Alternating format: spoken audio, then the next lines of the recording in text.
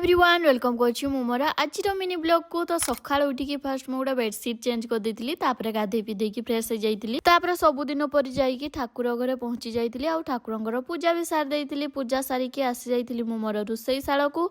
तो आसिकी फास्ट पान मधुरी आ पानी पी देली, तापरे सब परिबा काढिकी आनिकी रखी देइतिली।